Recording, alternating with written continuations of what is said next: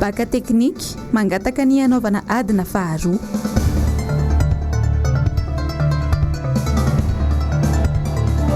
Trafika na sokatra. Tambazotra mihitsy no manao trafika na sokatra ao amin'ny distrika Anampany.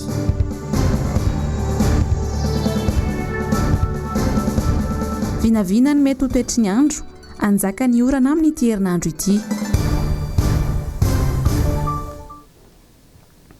Miraba tompokila, miraba tompoko vavy. Tonga soa atao anatin'ny fotoana ny fampahalalam-baovao indray ianao amin'ity Alatsinainy alina ity ary dia manasa anao ampanajana anaraka izany hatramin'ny farany. Isan-tarantsika ny vaovao dia mikasika ny candidat Rina Randriamasinoro rehefa avy ny vahiny atao anatin'ny andro maromaro tany États-Unis sy tany Frantsa tany ny tenany dia tonga soa eto an-tanindrazana.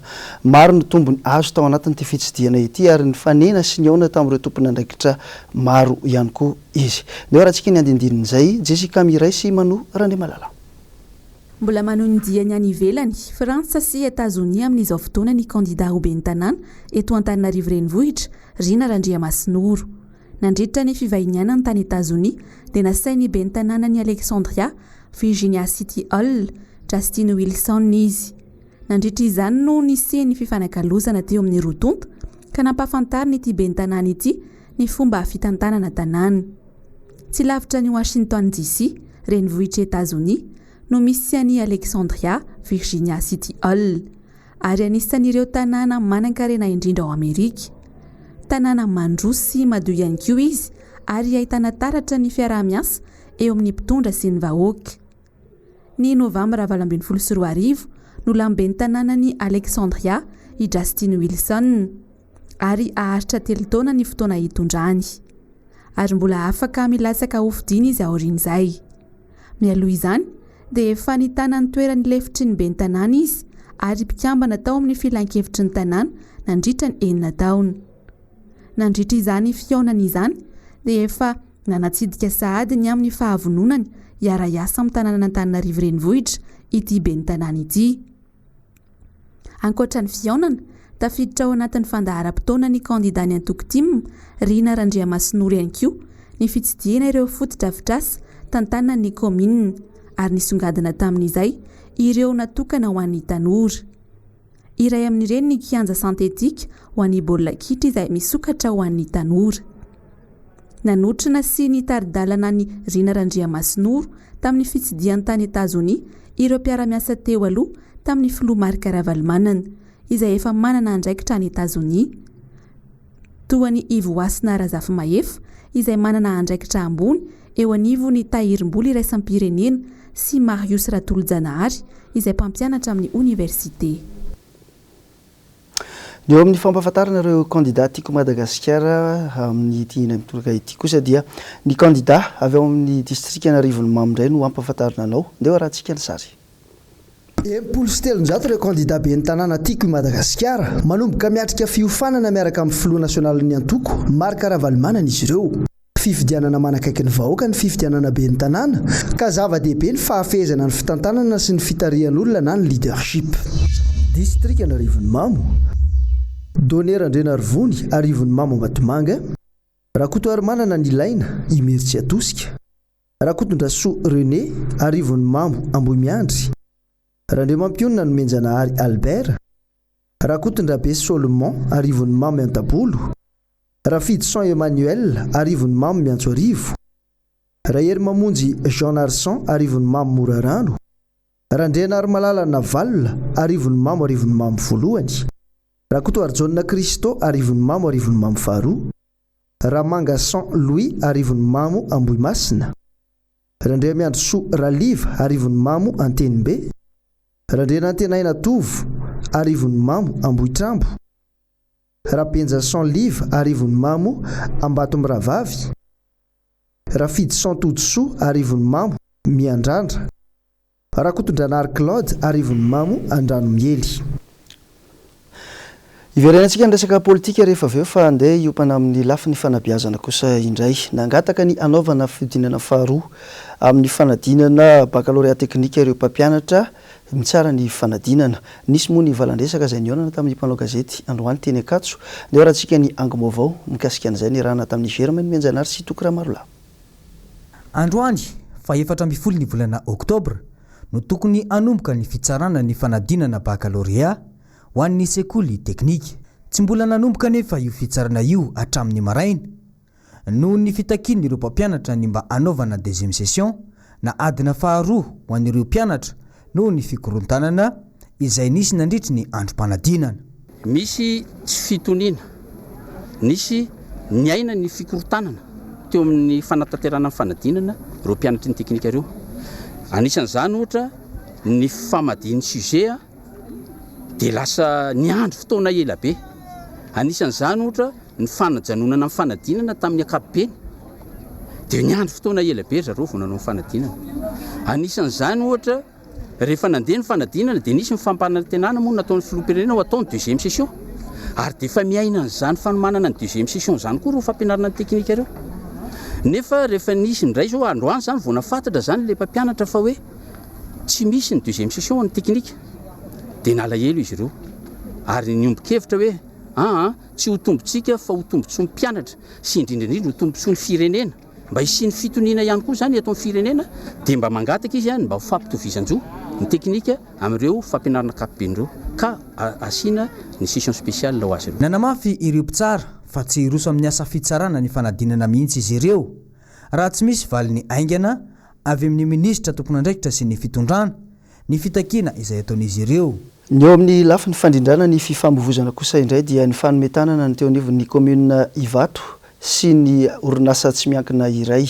Ny eo amin'izay lafiny izay ny safidy moa izy ireo ny ampiasa ny tolotra manaraka ny teknôlôjia vaovao efa ho ray volana izay. Ndeo rahantsika ny andindininy. Raha izy maitsomaitso ty zao menamena izy fiara mijanona maty orange izy stationné mijanona izy fa tsy maty ny moteur. Rehefa maitso izy mandeha le izy zao lasa indray le tondroko teo iny mandeha indray izy vao miainga izy dia 3 km/h. Orinasa iray ao amin'ny tanàna Voarandota-penaka no manao ity tolotra GPS ho an'ny taxi be ity.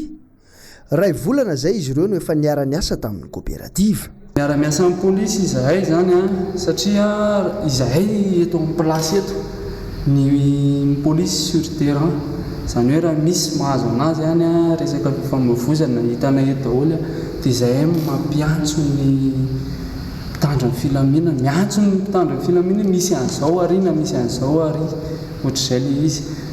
Indrindraindrindra rehefa le amin'ny alina ohatra tsy ao anatiny ny chauffeur sy ny receveur zany, tsy ao anatin'ilay fiara izy nefa efa installé zany le caméra dia hitanay ny ivelany sy ny anatiny zany rehefa amin'ny alina zany rehefa fonction daholo reto dia hojerenay amin'izay hoe dia rehefa mihetsika fiara io atsoinay izy rehefa tsy amin'ny alalan'ny tompony raha hoe tsy fantatry ny chauffeur mihitsy koa na ny receveur le hoe mihetsika fiara io dia avy hatrany dia mampiasa amin'ny mpitandro ny filaminana izay zany.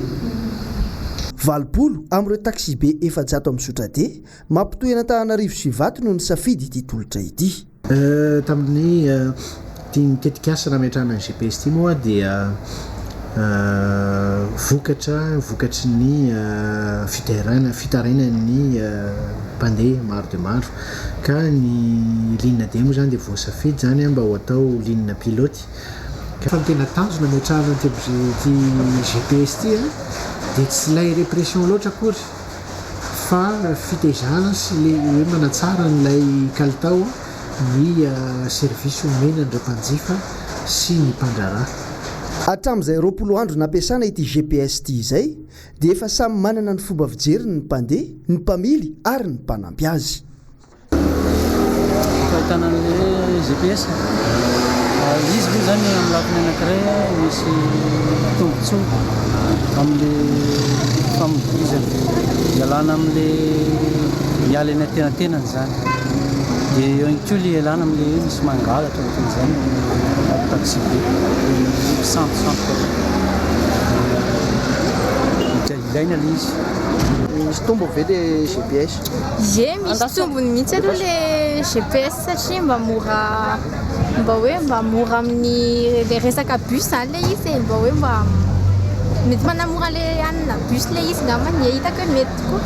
Ny avantage amin'le izy tsy mihodina an-dalana ka ohatra misy problème raison bus ray dia mba ohatra mba mahita ohatra zany to dia mahita le problème an'le zany le tômôbily hafa dia mba mifanampy zareo ohatr'izay zany fahitako anazy zao fahitako an'le matompo tômôbily anao mihitsy zany a tsisy ilaivako an'io aloha satria zao za tompony mitondra ary io tômôbily io manteny dia hitao amin'ny misy carnet de pointage donc tsy ilaina io amiko tsisy tokony hoe ilaiko an'io satria zao en principe za zanako mitondra tômôbily donc tsy vifiliky aty sy aroa izy misy mahatsara zany aloha fa izy dia hoe mampiova fomba fiasa ohatranao anao fa misy fomba fiasa isan'andro io zany mitombotsy ho hitan'ny chauffeur sy an'le chauffeur amin'le izy eo amin'le tsy misy mihodina an-dalana tsony dia efa zay zao tombotsy hitanay amin'le samy tonga any amin'ny ary terminus daholo tia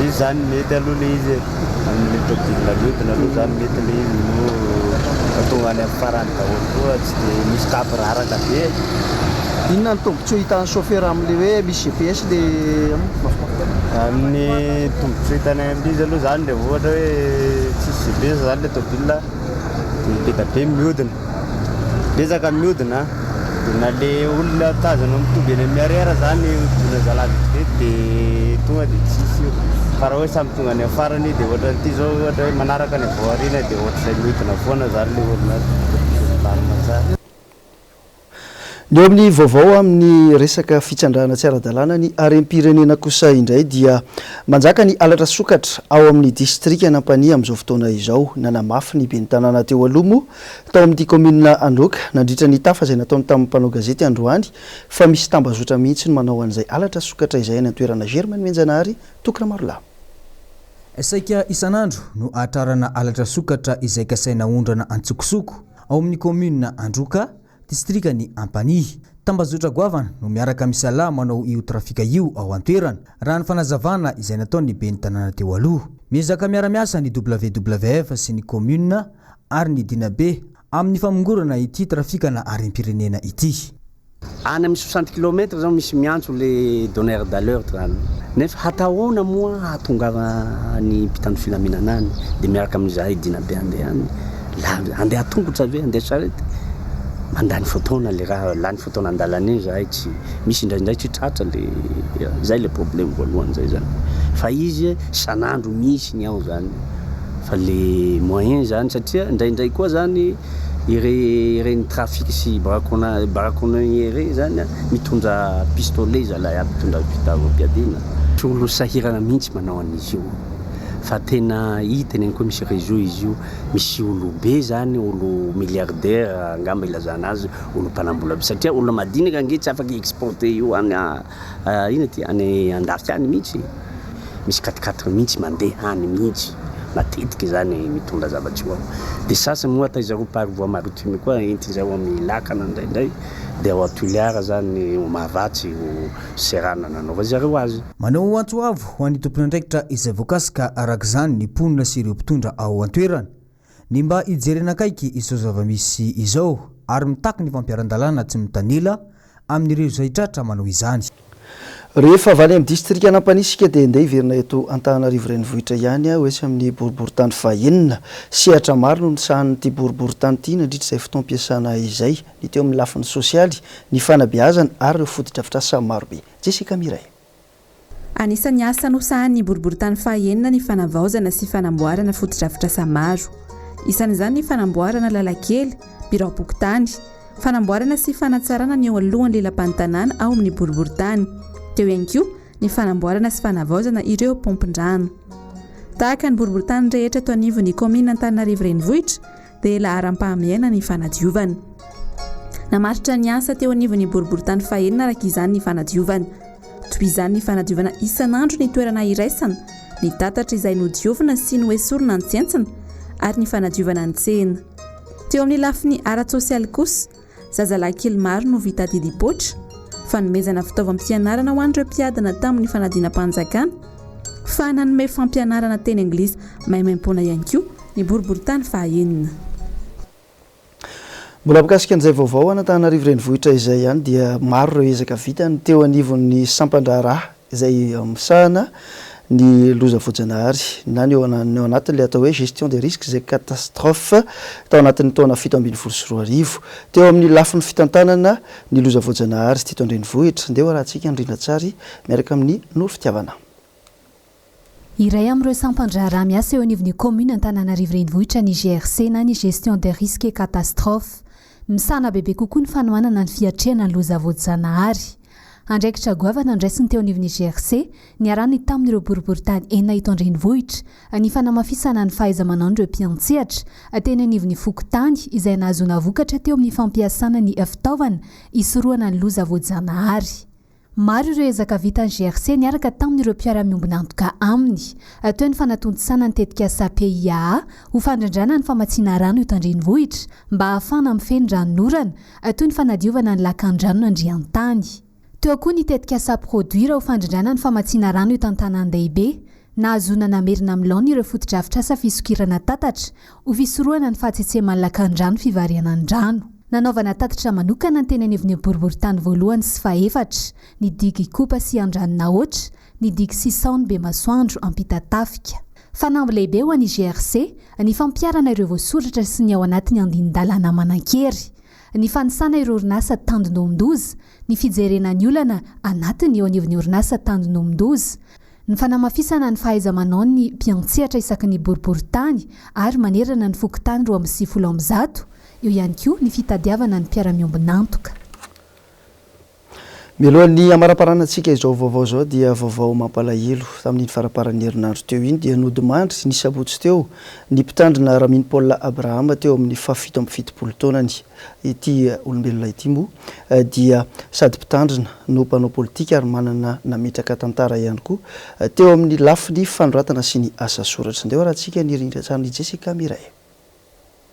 Fantatra teo amin'ny fitantanany sy nampitandrina azy ny fiangonana fizika Mamparibe nandritra ny 20 taona hatramin'ny fotoana nisy trono ronono ny taona 7 ankoatra ny nampitandrina azy dia fantatra ihany koa izy teo amin'ny tontolon'ny politika. Izy no anisan'ny nanangana ny ray aman-dreny mijoro ny forona nandritra ny kriziny taona 7 tanjona tamin'izany ny ampiavana ny malagasy. Anisan'ny niara-nanangana tamin'ny ray aman-dreny mijoro i Pastera Daniel Rasoa Herinjato sy Madeleine Ramaolo-Miaso. Pikambana teo anivon'ny filan-kevitra ho amin'ny fampihavanana malagasy ihany koa na ny FFM. Fantatra teo amin'ny sehatra ny fanoratana ihany koa ny Pastera Raminy Paul toy ny fanoratana tononkalo. Izy ihany koa namorona ny lamako izay fanaon'ny malagasy mandritra ny fanentanana anaty fety. Raha ampitso no tanterahina ny fandevenana azy eny Malavolandoharany fotsy. MBS dia mirary fiononana feno ho an'ny fianakaviany manontolo. Ny vatana no mandao fa ny fahaizana sy ny asa soratra dia mitoetra. Ny ao amin'ny lafim-baovao mikasika ny toetrandro kosa indray dia fantatra izao fa efa manomboka miditra tsikelikely ao anatin'ny vanim-potoanan'ny fahavaratra isika ary mamaritra izany izao fiavian'ny orana tsy taitaika izao. Ndeha raha antsika ny vinavina ny mety toetry ny andro amin'ity herinandro ity miaraka amin'ny Jessica Miray. Tsioka miovaova tsy maro toerana no hamaritra ny toetry ny andro amin'ny fiandohan'ity herinandro ity. Alizay kosa manomboka ny alarobia. Vokatra izany, isy orana tandrifin-drahona mety araikotroka manerana ny faritra rehetra eto Madagasikara. Anorambe mihitsy aza ny morontsiraka Atsinanana ny alarobia ka hatramin'ny zoma. Iverina ho maina kosa ny andro manerana ny nosy ny faran'ny herinandro. Misy fidinany kosa ny maripana ambony indrindra raha ho ansika atao afovoantany sy any atsimo atsinanan'ny Madagasikara iny. Manodidina ny 30 hatramin'ny 40 degré ny maripana ambany indrindra. Raha toka 30 ka hatramin'ny 30 degré ny ambony indrindra. Zay ny namarana ny vaovao tamin'ity alina ity fa tsy adinontsika nefa ny mitondra tsikitsiky mialoha ny tena isarana.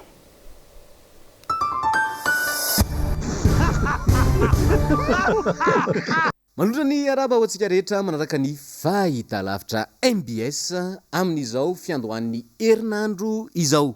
Mazava ho azy, loha hevitra vaovao indray no resana sy hovoizina ato anatin'ity fandarana ity. Tsy ny zany fa ny atao hoe couleur jaune, zay indray no loha hevitra zany na hoe thème moa zany amin'ny fiteny farantsay. Resantsika azy. Rehefa miresaka hoe jaune tsika dia hoe misy ny jaune poussin, misy ny jaune voatavo, mety misakafo mantsy anao dia ataoko hoe jaune voatavo le izy.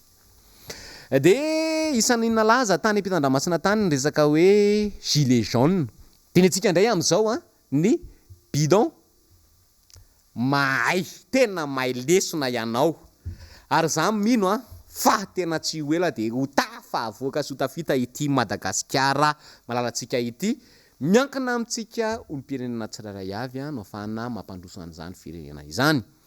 Manina no resana ny bidon jaune satria en ville il y a des bidons jaunes zany hoe bidonville dia nafoizina fotsiny le tonga dia natao hoe bidon jaune rangaha tsy manino zany a zany hoe rehefa nanaraka ny fampalambavoantsika dia nahita zao teny faravohitra mitokona ny bidon jaune tany ampitandramasina mantsy dia hoe gilet jaune fa ny antsika vovavaina fotsiny reny tsy bidon fa reny olombelona fa ny antsika indray bidon no mitokona manomboka amin'ny vitora maraina mandrapatonga ny amin'ny 12 alina satria tsy afaka mivezivezy mihitsy ny bidon jaune entre-temps.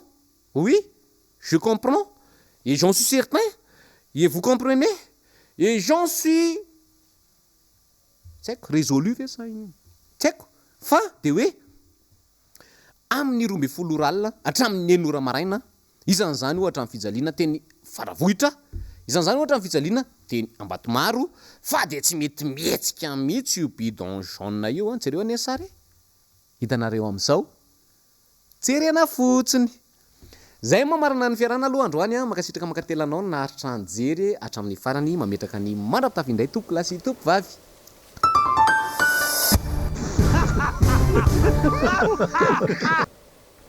sitraka sy telona trany tompoko lasy sy ny tompoko vavy ny safidinao manaraka ny MBS fahita lavitra tamin'ity alina ity tatao anatin'ny fampalalam-baovao manome fotoananao ny tenako amin'ny manaraka indray veloma tompoko.